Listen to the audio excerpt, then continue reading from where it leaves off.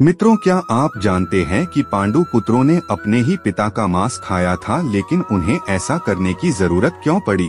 आइए जानते हैं आज की इस वीडियो में। नमस्कार मित्रों, ज्ञानी बाबा चैनल पर आपका स्वागत है। अगर आप भी भगवान श्री कृष्णा के भक्त हैं, तो कमेंट में जय श्री कृष्णा जरूर लिखें। तो चलिए शुरू करते हैं आज की प्रस्तुति। महाभारत से जुड़ी यह घटना उस समय की है जब पांचों पांडवों के पिता पांडु की मृत्यु हुई और अपने पिता पांडु के शरीर का मांस पांडवों ने खाया। इस बात को जानने के लिए हमें पांडु के जीवित होने के समय में जाना होगा। इसके अनुसार 5 पांडव युधिष्ठिर, भीम, अर्जुन, नकुल और सहदेव थे। इनमें से युधिष्ठिर, भीम और अर्जुन की माता कुंती थी और नकुल और सहदेव की माता माद्री थी।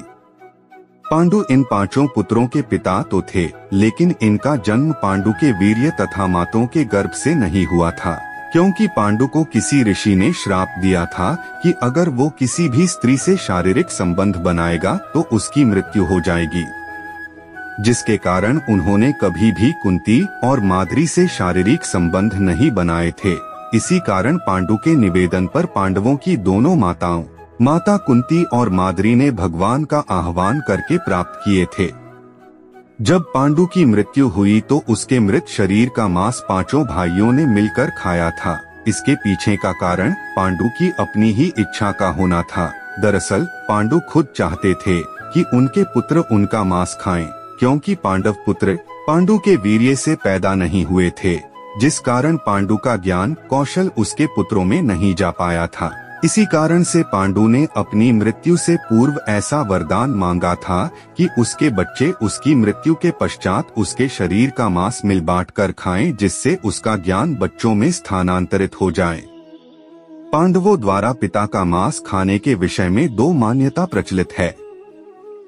पहली मान्यता के अनुसार 5 भाइयों ने अपने पिता पांडु का मांस मिल बांट कर खाया था, लेकिन सबसे ज्यादा मांस सहदेव ने खाया था।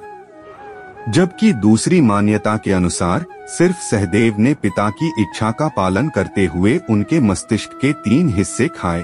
पहले टुकड़े को खाते ही सहदेव को इतिहास का ज्ञान हुआ, दूसरे टुकड़े को खाने पर वर्तमान का और तीसरे टुकड़े को खाते ही भविष्य का ज्ञान हो गया। यही कारण था कि सहदेव अपने सभी भाइयों में सबसे अधिक ज्ञानी था।